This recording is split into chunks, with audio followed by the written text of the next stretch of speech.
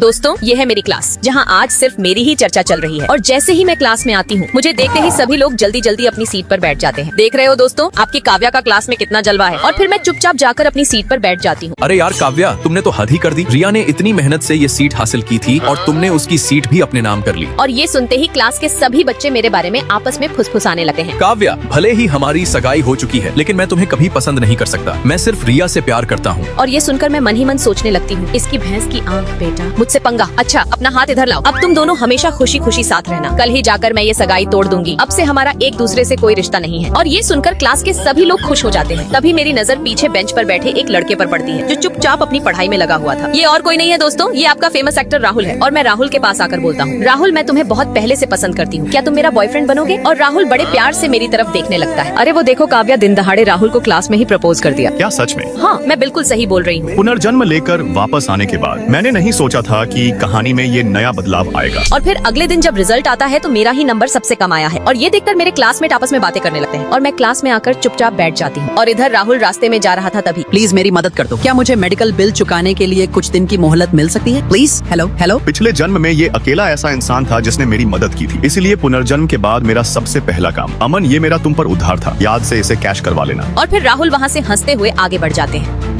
काव्या, क्या तुम मुझसे सगाई करना चाहती हो? हाँ, मैं तुम्हें बहुत दिनों से पसंद करती हूँ। पर क्यों? मेरे जैसे नाजायज बेटे की घर में कोई इज्जत नहीं है। फिर मैं मन ही मन सोचती हूँ, अरे यार मैं इसे कैसे बताऊँ कि मैंने इसे खुद ही पसंद किया है। देखो राहुल, तुम मुझसे सगाई कर लो, तुम्हें इज्जत मिलने लगेगी। और फिर राहुल मन ही मन सोचता है, अरे यार, इसे मैं कैसे समझाऊं कि मेरे घर वाले मुझे एकदम नालायक समझते हैं। पता नहीं ये रिश्ता मानेंगे या नहीं। अच्छा, तो फिर तुम आखिर मुझसे क्या चाहती हो? क्या बात कर रहे हो? 30%? ये नामुमकिन है। पापा, ब्रांच कंपनी के शेयर दादाजी ने मेरे लिए छोड़े थे। मैं बस अपना हक वापस मांग रहा हूँ। अच्छा, जब तुम पहली बार इस घर में आए थे तब तो तुम कहते थे कि तुम्हें किसी चीज से कोई फर्क नहीं पड़ता, लेकिन आखिरकार अब तुम्हारा असली चेहरा सामने आ ही गया ना। लेकिन ए सिटी प्रोजेक्ट का फंड तो अभी तक बैंक ने पास नहीं किया है ना। अरे, तुम्हें ये सब कैसे पता? काव्या के परिवार के कैश फ्लो सपोर्ट के बिना तुम लोग इस प्रोजेक्ट को पूरा नहीं कर पाओगे, है ना? और अब मैं काव्या से सगाई करने वाला हूँ और मुझे 30% चाहिए तो चाहिए। इसमें किसी को कोई परेशानी नहीं होनी चाहिए, है ना? और राहुल के पापा गुस्से और हैरानी से उसे देखते रह जाते हैं, लेकिन राहुल चुपचाप कमरे से बाहर निकल जाता है। अरे ओए राहुल, तुम्हें क्या लगता है वो सच में तुमसे सगाई करना चाहती है? आखिरकार अब तुम्हें काव्या से सगाई नहीं करनी पड़ेगी। तुम अपनी पसंद की लड़की के साथ रह सकते हो। क्या यही नतीजा नहीं था जो तुम सबसे ज्यादा चाहते थे? लेकिन पता नहीं क्यों तुम कुछ खास खुश नजर नहीं आ रहे हो। अरे हाँ यार, काव्या ने मुझसे सगाई तोड़ दी, फिर भी मैं खुश क्यों नहीं हूँ? और अगले दिन शादी के हॉल में लोग आपस में बातें कर रहे थे। अरे यार, क्या ये लोग सच में शादी करने वाले हैं? तभी अचानक दरवाजा खुलता है और मेरी एंट्री होती है और मुझे देखकर हॉल की सारी लड़कियां एकदम से चौंक जाती हैं। तभी मैं एक ड्रिंक उठाकर पीने ही वाली थी कि कार्तिक वहाँ आ जाता है। मुझे पता है काव्या, तुमने जानबूझकर राहुल को चुना है ताकि तुम मुझे जला सको। मैं तुम्हें समझा रहा हूँ, ज्यादा उड़ो मत। राहुल बहुत लालची और खतरनाक इंसान है। और इधर राहुल उस बिल्डिंग को देखकर मन ही मन बहुत खुश हो रहा था जिसमें उसे 30% हिस्सेदारी मिलने वाली थी। और वो मन ही मन सोचने लगता है, बस एक बार शादी हो जाने दो, उसके बाद इस पूरी बिल्डिंग पर राज करूंगा मैं। अरे बस करो यार, तुम हर बार वही घुमा फिराकर पुरानी बातें करते हो। अगर वो लालची है तो क्या हुआ, मुझे ऐसे ही लड़के पसंद हैं। इसकी भैंस की आंख तेरी तो मैं। तभी नीचे एक अंकल गलती से एक लड़की पर पानी फेंक देते हैं और कार्तिक तुरंत नीचे दौड़कर आता है। अरे यार, पागल हो क्या? ये मेरी गर्लफ्रेंड है, इस पर पानी क्यों फेंका? अरे सॉरी यार, मुझे नहीं पता था। और मैं अपना कोट निकालकर उस लड़की को ओढ़ा देती हूँ ताकि उसके भीगे हुए कपड़े छुप जाएं। ये 50 लाख का चेक है। तुम्हारे परिवार में कोई अस्पताल में है ना जिसे पैसों की बहुत जरूरत है? क्या ये कार्तिक से दूर रहने की कीमत है क्या? और हाँ, बचे हुए पैसों से तुम अपना म्यूजिक का सपना भी पूरा कर लेना। बस इतना समझ लो कि मेरे पास जरूरत से ज्यादा पैसा है और मैं एक मासूम लड़की की मदद करना चाहती हूँ। भले ही मुझे समझ नहीं आ रहा कि तुम क्या कहना चाहती हो, लेकिन मैं ये पैसे नहीं ले सकती। अरे एक बार गिन तो लो कि इसमें कितने जीरो लगे हैं। तुम्हारी इस मदद के लिए शुक्रिया, लेकिन मैं अपने परिवार की परेशानियों के लिए किसी और पर बोझ नहीं बन सकती। मैं खुद मेहनत करके पैसे कमाऊंगी। और इतना बोलकर पिंकी वहाँ से उठकर चली जाती है। अरे यार सुनो तो सही, अरे तेरी भैंस की आंख, यहाँ पूरे 50 लाख रुपए पड़े हैं। एक बार पीछे मुड़कर तो देख लो। फिर भी कहानी की असली हीरोइन कितनी प्यारी है। मैं जैसे ही मधु को अंदर लेकर जा रही थी तभी। अरे तुम मधु को कहाँ लेकर जा रही हो? अबे ओए, तू कहाँ जा रहा है? इस तमाशे की वजह से मेरी बेइज्जती हुई है। अबे यार जल्दी छोड़ो मुझे। अबे रुक जा, तुम यहाँ से नहीं जा सकते हो। अबे क्यों परेशान कर रहे हैं मुझे, बोल। अरे मिस्टर, लगता है आज उनके पास आने का समय नहीं है। मैंने पिछली बार जो प्रस्ताव दिया था उस पर विचार कीजिएगा। छोड़ दो मुझे, मैं जा रहा हूँ। ठीक है, तो फिर आपके साथ काम करके खुशी होगी। Happy cooperation. इस जन्म में जो कुछ भी मेरा होना चाहिए मैं वो सब वापस ले लूंगा। रोमांटिक उपन्यासों में होता है। तुमसे मिलने के बाद मैं पहली बार शाओये को मुस्कुराते हुए देख रहा हूँ। इस तरह का समर्थन करने वाला एनपीसी साथ। धन्यवाद पिग्गी शाओजे। सुअर चाचा, मैंने सही जानकारी ले ली है। इसे उच्च श्रेणी के बिस्तर में स्थानांतरित कर दिया गया है। पैसे की चिंता मत करो। नहीं, मैं तुमसे उधार ले रहा हूँ। यदि मैं तुम्हारे लिए करूं। सर, आपका कार्ड फ्रीज हो गया है। गलत है, एक और तस्वीर बदलो। यह भी नहीं होगा। ये कैसे संभव हो सकता है? सर यहाँ भुगतान कैसे किया जाता है? वाह, फ्रीज कर दिया गया है, मुझे बुलाओ। सच में बिना पदार्थ के प्यार बिखरे रेत की तरह है, हवा की जरूरत नहीं, 2 कदम चलो तो बिखर जाएगा। दरअसल गुली के इस वाक्य का अर्थ बहुत रहस्यमय है। इसका मतलब क्या? आपकी सेवा कैसे है? चुशिया, मैं सच में तुम्हारा पैसा नहीं ले सकता। क्या तुम ठीक हो? क्या तुम सच में काम करके ये पैसा इकट्ठा करने की योजना बना रही हो? क्या वह उसकी तकनीक पर निर्भर है जो स्पष्ट नहीं है? लुशे, आप क्या बकवास कर रहे हैं? जब मैं स्नातक कर लूंगा। अरे, क्या तुम इंतजार कर सकते हो? मेरे पैसे और उसके पैसे में क्या फर्क है? गाड़ी में बैठकर हमेशा सुनते हुए। ओह, तुम छोटी सफेद फूल हो। तुम कह रहे हो कि तुम ठीक हो, फिर ये बिगड़ैल सीईओ वाली कहानी क्यों खेल रहे हो? आधा किताब खींच लिया है, अभी भी ठीक से नहीं। चुनाव क्या कह रहे हो?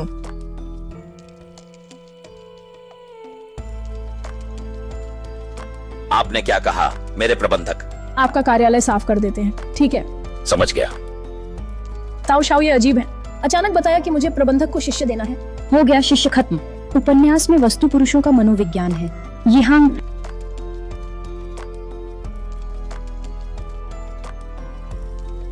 नमस्ते। आओ, धीरे धीरे, बस 2 बार खींचो।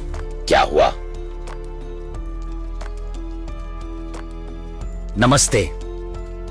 मत देखो, मत देखो। कथा में सुंदरता की पूजा, दुखदाई चीजें समाप्त, सिर्फ अपनी आंखों से देखी गई। तभी वह उन साये से मिले दुख को महसूस कर पाएगा।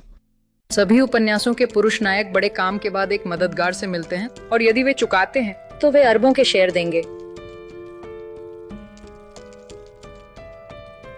बिल्कुल उपन्यास के नायक की तरह। जिस भिखारी की मदद की वो या तो अमीर है या रईस। ये नायक की शक्तियां भी बहुत ज्यादा हैं। नहीं, अगर वह फिर से सफल होता है तो बैंक निश्चित रूप से नुकसान उठाएगा और मेरी भविष्य के व्यापार धनी की टांग पकड़ने की योजना पूरी तरह से नष्ट हो जाएगी। नहीं, हाल ही में काम कैसा चल रहा है? तुम्हें कम रात तक जागना चाहिए। अपने स्वास्थ्य का ध्यान रखना।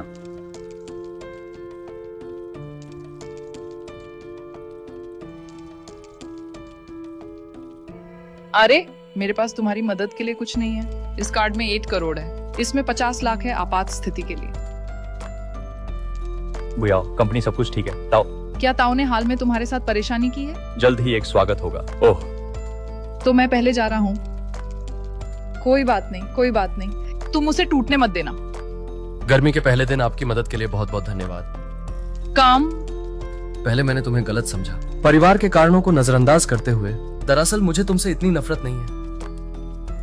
ये बुरा नहीं है, लेकिन उस लहजे में थोड़ी सी प्रेम भावना क्यों है? क्यों सभी नायक को नकारात्मक नायिका से जुड़े रहना चाहिए? ये मेरी मंगेतर है। तुम क्या करना चाहते हो? तुम मत भूलो, 1 महीने पहले वो मेरा था। रुको, वह आ रहा है, जल्दी करो। देखते हैं तुम कैसे खत्म करोगे। किसी तरह ऐसा मेरे साथ। सुअर कैसे आया? सीधे बैठो, नहीं तो मैं तुम्हें चाकू भेज दूंगा। ये क्या भद्दा दृश्य है। बचाओ। जब आप प्राचीन रोमांस उपन्यास में बुरी नायिका बनती हैं, सच में वह वास्तव में कुशल है। 3 कोणीय प्रेम के चक्कर से कभी बच नहीं पाते। प्रारंभिक गर्मियों में हम बात करें। कैसे छोटे पर ऐसा कर सकते हैं? पेंग झूठ बोल रहा है। मैंने कहा कि तुम पिक पिक को मनाने नहीं जा रहे हो। तुम मुझसे क्यों मिल रहे हो? हाल ही में मैंने बहुत सोचा है। हालांकि मैं निश्चित नहीं हूँ कि तुम्हारे प्रति मेरी भावना क्या है, लेकिन मैं तुम्हें मिलना चाहता हूँ। भाई, क्या तुमने गलत दवाई ली है? मैं गंभीरता से कह रहा हूँ। दूर हटो, तुम्हारे पास समय नहीं। मुझे पता है कि ये काफी नहीं है। मैं धीरे धीरे तुम्हें वापस कर दूंगा। ये कोई जल्दी की बात नहीं है। सुंदरियों के साथ खाना खाना मेरी इज्जत है, मैं तुमसे नहीं। एक अनोखी दुनिया का। ताओ ताओ, मैं चूदों जिखाई करूंगा, सच में। अगर पुरुष और महिला एक साथ रहते हैं तो ये दुनिया मेरे ज्ञान के अनुसार नहीं होगी। मुझे कोई तरीका सोचना होगा। बात ऐसी ही है, इसलिए। क्या तुम चाहती हो कि मैं तुम्हारे साथ एक नाटक करूं? मुझे लगा कि वह तुम्हारे पास लौट कर आएगा तो तुम खुश होगी। कैसे संभव है? मैं तो लगभग परेशान हो गया हूँ। तुम बस मुझसे वादा करो। ठीक है। तुम मुझे कैसे खेलने के लिए कहना चाहते हो? मैंने तुम्हें कहा था कि हंग परिवार से मत भिड़ो। अब समस्या हो गई है। क्या तुम संतुष्ट हो? अरे पिता, क्या हुआ? हाउ हाउ जियोक्सिया। क्या मेरी मशीन के दखल देने के कारण उपन्यास में सब कुछ पहले ही हो चुका है, जिसमें मेरा परिवार भी शामिल है। नहीं, मुझे बाहर जाना है। चुशिया के घर की दिवालिया, वह जेन पे मिन्नत करने आया, लेकिन लावे ने उसे रोक दिया। 2 सालों की तैयारी के बाद वह कैसे आया? क्या आप सुरक्षित तरीके से अपना नाम बता सकते हैं? तो आपका और चोक्सिया का विवाह प्रस्ताव। अब मेरे लिए प्रारंभिक ग्रीष्मकाल का कोई मूल्य नहीं है। टिड्डा बिच्छू, पीले चिड़िया कहाँ है? साहब, शुरूशाह के पास आपसे मिलना चाहती है। नहीं देखा। सुना है कि आज मास्टर बैंक के छोटे बाबू से मदद मांगने गए हैं। वह तो मिलने भी नहीं आया। अरे मिस, आपको कितनी दुखी होना चाहिए।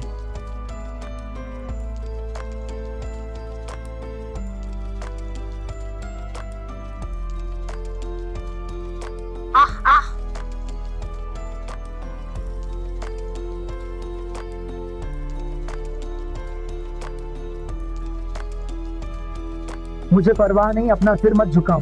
हमेशा गर्व से खड़े रहो और अपने आत्मविश्वास को बनाए रखो।